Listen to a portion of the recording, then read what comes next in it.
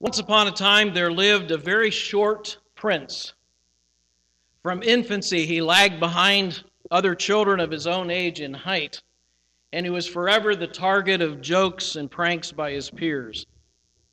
Even when he had reached adulthood, he did not even reach 5 feet in height. Well, in time, his father, the king, died, and the short prince took over the throne. But the taunting of his peers didn't diminish. Outside of his presence, they called him his lowness instead of his highness. And people refused to bow before him in public. Well, the new king decided to take a vacation. And before he left, he called in some carpenters and builders, and he gave them very detailed instructions of some adjustments he'd like made in the palace.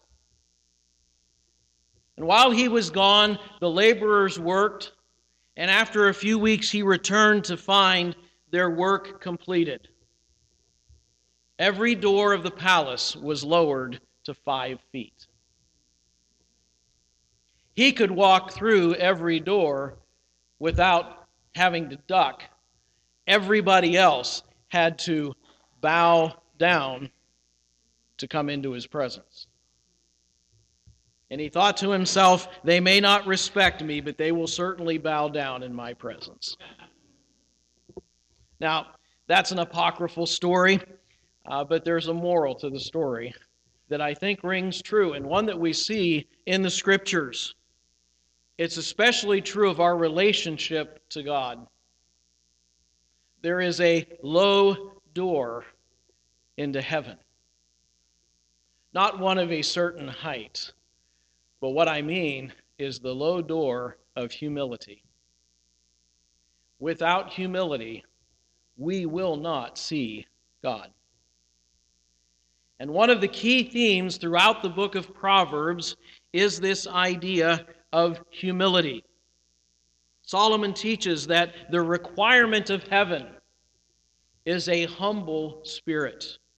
Proverbs 15:33 states, "The fear of the Lord teaches a man wisdom, and humility comes before honor." In our last message, we talked about the fear of the Lord and what that means. It doesn't mean to be petrified of God. It means to take God seriously. It means to acknowledge who God is and who we are in comparison. You might say the first half of that, acknowledging God for who He is, that's honoring God. Seeing who we are by comparison is humbling ourselves. And here the fear of the Lord and humility are tied together. Humility is one of the attitudes that defines the fear of the Lord. But what do we mean by humility? I mean, it's a word that's common enough, but do we ever really stop to think of what it means? And I think sometimes we get the wrong idea of what humility is. In the late 1800s, a South African preacher named Andrew Murray wrote a little book entitled Humility. And in it he writes, "Humility is perfect quietness of heart.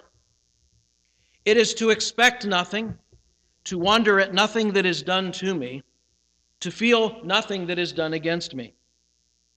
It is to be at rest when nobody praises me, and when I am blamed or despised.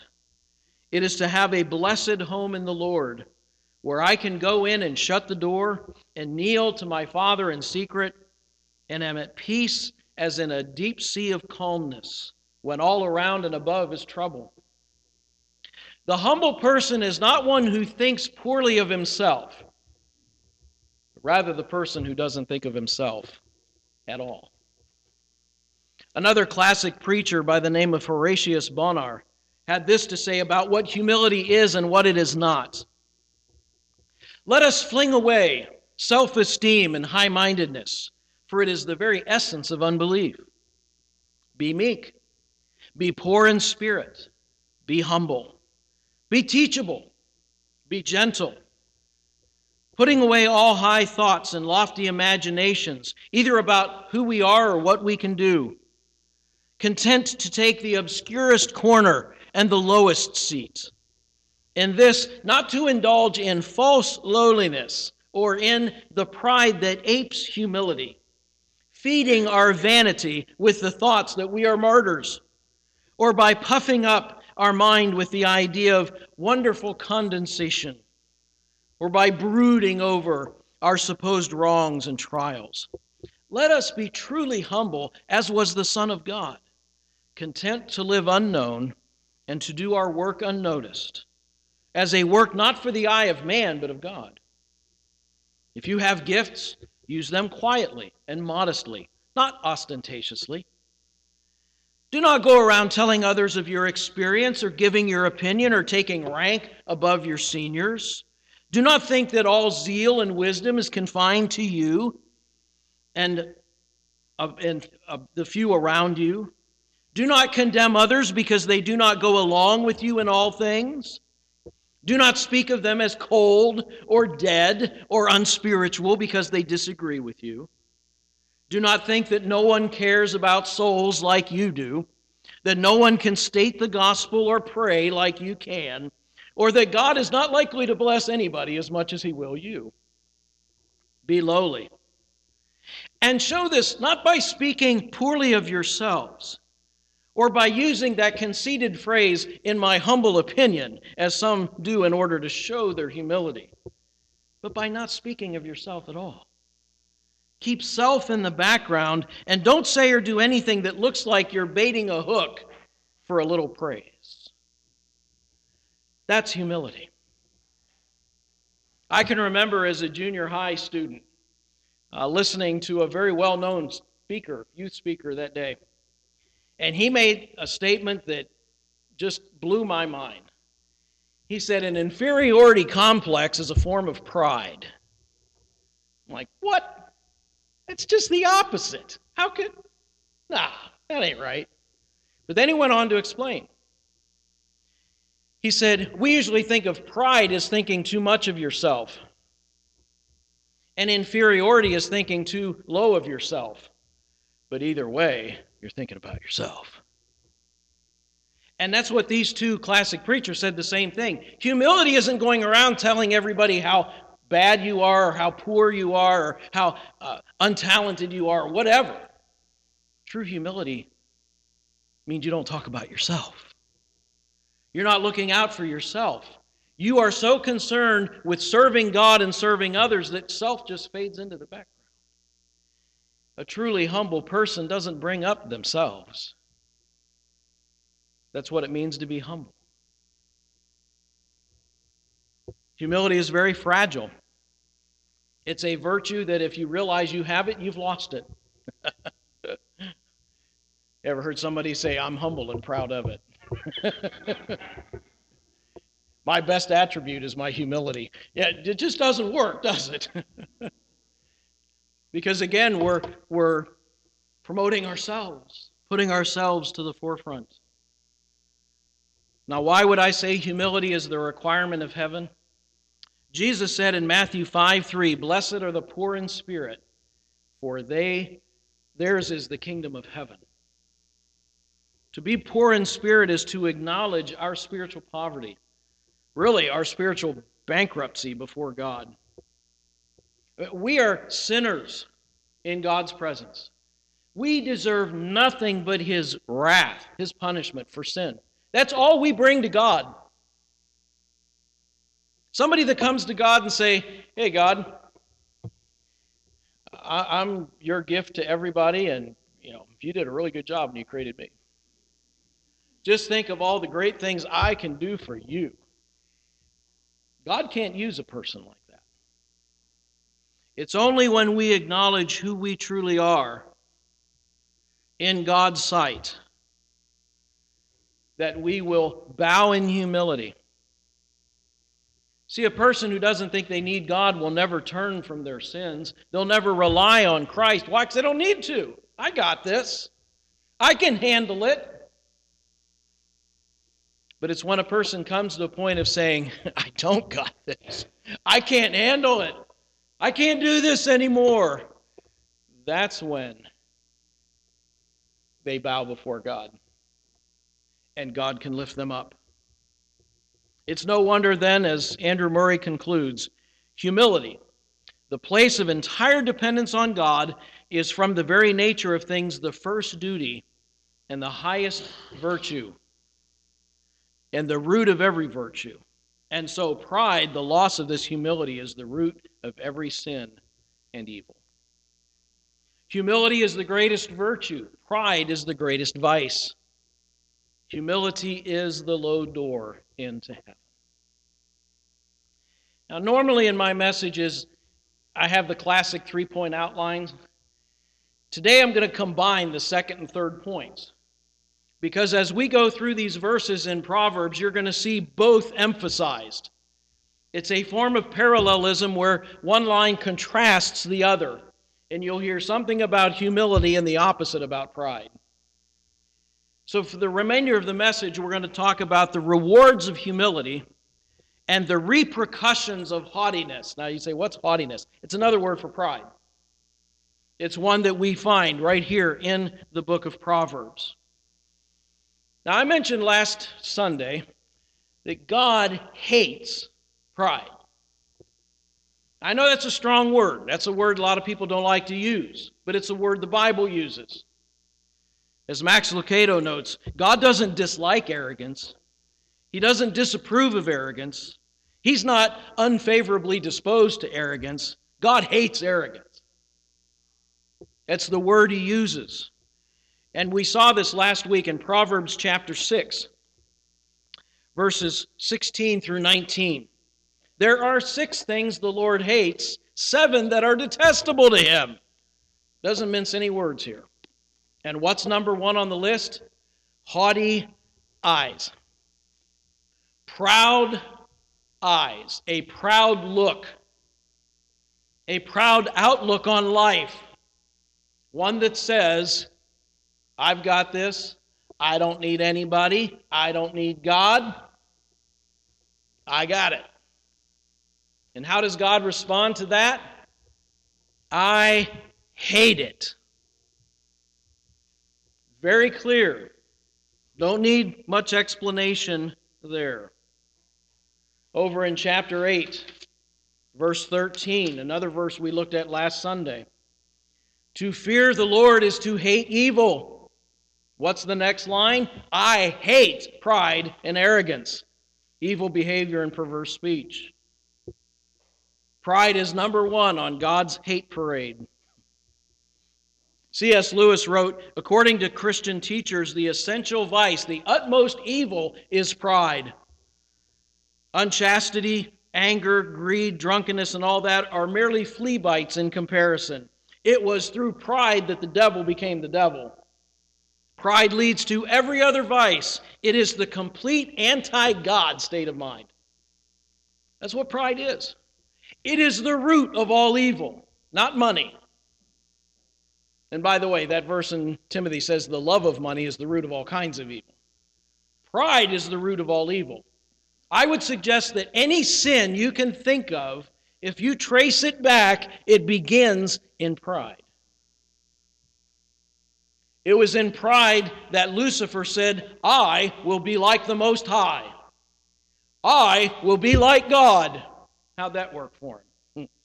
Not so well. He got kicked out of heaven and ended up on earth. So what's he do? He goes to Eve through the serpent. And what was the temptation? I know everybody says it's to eat the fruit, but you know what the temptation was? You will be like God. Sound vaguely familiar?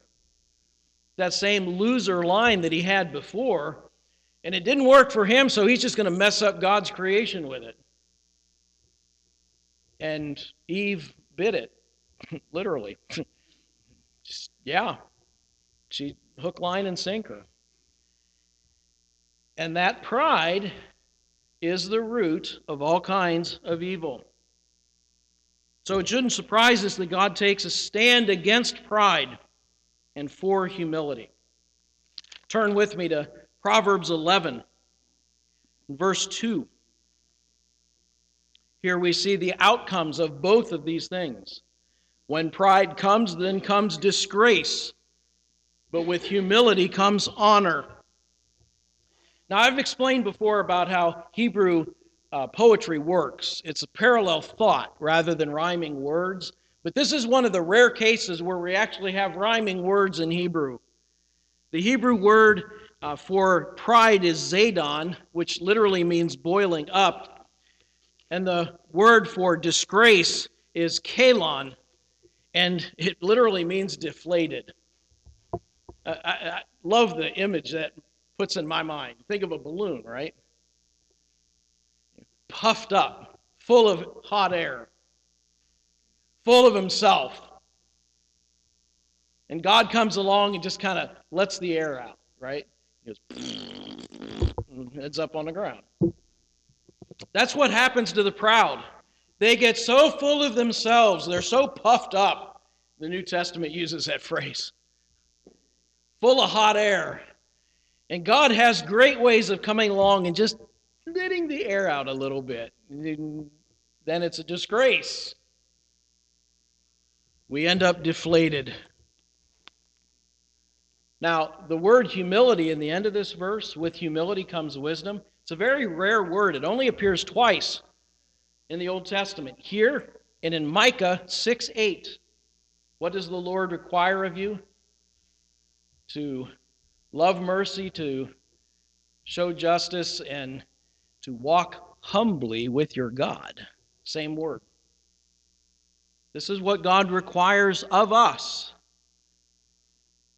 Now turn over to chapter 13 in verse 10. Pride only breeds quarrels, but wisdom is found in those who can take advice. Whenever you see a quarrel going on, you guarantee you'll find pride behind it. You get a bunch of people together that think they know it. They're not listening to each other, are they? Oh, they're trying to make sure they get heard. They're making sure that their idea gets across because it's so much better than everybody else's, right? We don't listen. We don't learn. And it's almost impossible for a proud person to learn anything unless they come upon it themselves. But notice, one who will listen to advice gains wisdom. We can learn from each other. And sometimes God teaches us through the most unlikely sources. Ever heard of a guy named Balaam? God talked through his donkey. If God can talk through a donkey, he can talk through you or somebody around you that you might not think knows anything at all. And it's, wow, that's a great insight. God loves to do that. But for the one who is proud, their minds are closed to any other opinions or ideas. In Proverbs 15, verse 25, the Lord tears down a proud man's house, but he keeps the widow's boundaries intact. You say, well, I didn't see anything about humble there. Here he contrasts a proud person who is wealthy with a widow who would have been among the poorest of that culture. And unfortunately, often those who are successful materially or financially, it does tend to lead to pride. We tend to rely on what we can do or what we have done, what we have accomplished. Whereas someone who has nothing, and in those days a widow, this was before Social Security and all of that, widows then had to scrape by to survive. But God looked out for them. And they had no pride of their own. They just relied upon what God could give them. Pride is self-reliance. Depending on the Lord is humility. One commentary notes, the most desolate who have God's aid have more permanent good than the self-reliant sinner. We think we've got it all together. We're just setting ourselves up. Over one chapter to chapter 16 and verse 5. The Lord detests all the proud of heart, be sure of this, they will not go unpunished. That proud of heart, this is one that sets themselves up presumptuously against God, like Lucifer did. You know, the thing about pride, the reason why God hates pride so much is it violates the first principle of wisdom, which is the fear of the Lord. It's the exact opposite of that. And it drives people away from God rather than to them. And you know, one of the sins of pride is attributing to ourselves what God has given us. It's looking at what we have and say, I did this. Nebuchadnezzar did that. Next thing you know, he was chomping on grass. Lost his mind because he was so full of himself and wouldn't acknowledge that it was God who had given them all that he had. We've got to be careful of that. In that same chapter, go down to verse 18. Here's a verse I'm sure everybody has heard from the book of Proverbs. Pride goes before destruction and a haughty spirit before the fall. How many of you heard that? Pride goes before the fall. That was not Ben Franklin, that was Solomon in the book of Proverbs. And the very next verse adds to that. Better to be lowly in spirit and among the oppressed than to share plunder with the proud. It's that humility. It's what Jesus talked about, being poor in spirit, that brings us close to God. But it's pride and arrogance that goes before the fall. Charles Stanley points out, while not all destructions come from pride, pride always ends in destruction. And usually we lose the very thing we feel most proud of having achieved, earned, owned, or accomplished. Many times, especially among his children, if God sees that we're getting proud, we're getting a little too big for our britches, he'll take away the very thing we're proud of. Just to remind us, it ain't about you, it's all about me. You say, God wouldn't do that. Oh, yes, he will. Because he hates pride. He doesn't want to see it destroy you. And this is the route that it often takes. Proverbs 18:12 says virtually the same thing. Before his downfall, a man's heart is proud, but humility comes before honor. Now we see the flip side. Sure, pride leads to destruction, but what does humility lead to? Honor. Now, I know that's backwards from the way our culture thinks, because our culture thinks you've got to assert yourself. You've got to sell yourself. You've got to tell the whole world how great you are, because nobody else is going to. God says, no, you leave that to me. You stay humble. God will lift you up. But being proud just leads to destruction.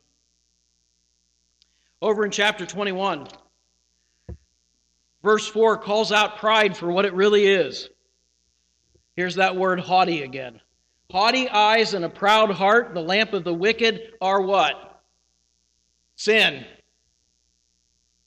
Don't mince words.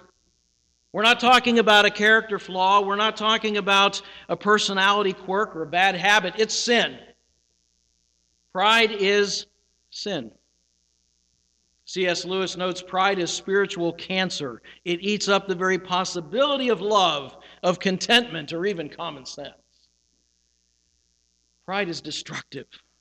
Later in that same chapter, verse 24, the proud and arrogant man, mocker is his name, he behaves in overweening pride. Well, let's be honest. How many of you used the word overweening in the last week? Last month? How about ever? I haven't. I had to look it up. You know what overweening means? Arrogant. Here's a person who has proud pride. They're proud of their pride. They have arrogant pride. He's just stacking the words on top of each other.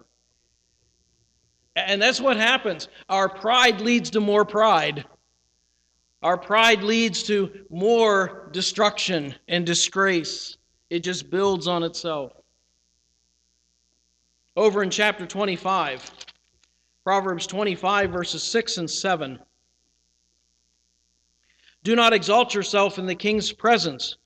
Do not claim a place among great men.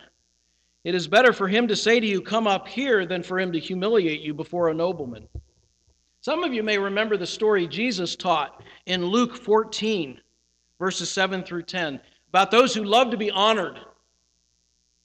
And he said, why go take the place of honor and have someone come along and say, "You don't belong here, get out"? That's humiliating. Why not go sit in the corner and wait for someone to say, "What are you doing here? You need to be up here in a place of honor"? See, that's humility. Humility doesn't say, "I deserve to be up there." Humility says, "I'm content to be right here. And if nobody notices me, that's fine. And if somebody invites me up, that's okay too." But to put yourself up too high and somebody come along and knock you down a peg, that's another story, isn't it? And Jesus warned about that as well. And we got to be careful, even Christian circles, that we don't end up promoting ourselves too much. Now, unfortunately, that happens in a lot of ministry. And it might be from the pulpit, it might be worship leaders, it might be ministry leaders. It's all about them. And the spotlight is all on them. And how talented they are, and how great they are, and how effective they are. Wait a minute, where's the praise going here? It needs to be going to God. So let others praise you, and not you yourself. We see this in Proverbs 25, verse 27. "It is not good to eat too much honey, nor is it honorable to seek one's own honor." Too much of a good thing. Now, there's nothing wrong with being honored, but there is everything wrong with seeking it yourself. Let others honor you. You do the right thing, and you let others praise you. You see this in Proverbs 27, too. "Let another praise you and not your own mouth. Someone else, not your own lips." You don't have to promote yourself. You let God promote you. You let others praise you. Don't be going around, as we read earlier, baiting the hook, hoping somebody will praise you. That's not the way of humility. But God will lift you up. In that same chapter, chapter 27, look at verse 21. "The crucible for silver and the furnace for gold, but a man is tested by the praise he receives." That might surprise you. You might think that a person is tested by the adversity they go through, and sometimes adversity does test our faith. But you know what a great test of someone's character is? Have somebody praise them. How do they handle that? Does it make their head go? Or do they say, "Oh, no, don't praise me, no, I can't do anything"? That's false humility. True humility says, "Thank you," and "Thank God." That's simple. That refusal to accept help or to accept praise is actually a form of pride. But to receive it humbly, that's what God wants to see. And 2 verses from chapter 29 wrap it up. Proverbs 29:1, "A man who remains stiff-necked after many rebukes will suddenly be destroyed without remedy. They pass the point of no return." And that idea of being stiff-necked, the idea of being stubborn, and that's another corollary of pride. We get very stubborn. Nobody can tell me anything. I've already got my mind made up because, I know it and it's right. So don't even try to change my mind. And God comes along and He's trying to do exactly that. Nope, I got this. God says there's a point in time when it's all over. And there is no remedy. You don't know where that point is. That's the catch. We don't know how far we can go until God shuts the door and says, "That's it." But the time will come. If we persist in pride, we're headed for trouble. And then verse 23. A man's pride brings him low, but a man of lowly spirit gains honor. Again, the irony is apparent. The person who tries to exalt himself is brought down. The person who doesn't try is exalted. It's the person who's not looking for the honor that gets it. It's the person who's striving for the honor that doesn't. Now, I began this morning with the parable of a short king who placed a low door to force anyone coming in his presence to bow down. You know, that didn't guarantee respect or humility toward the king. It just made it look that way. God has established the fact that there's a low door into heaven, not because he's short, not because he wants people to make a show of bowing down, but because it is only the humble who will place their trust in him. I'd like to conclude this morning with a poem written by Annie Johnson Flint entitled The Low Door of the Cross. Oh, straight and narrow is the door, the little door of loss, by which we enter into Christ, the low door of the cross. But when we put away our pride and contrition come, we find it is the only way that leads to God and home. Oh, straight and lowly are the doors by which Christ comes to us. We bar the entrance gates of joy, and when he finds them thus, by strange and small doors of woe and want, of trial and of pain, he enters in to share our lives to our eternal gain. The narrow doors he brings us to, the little doors and low, what large rooms they will open on if only we will go.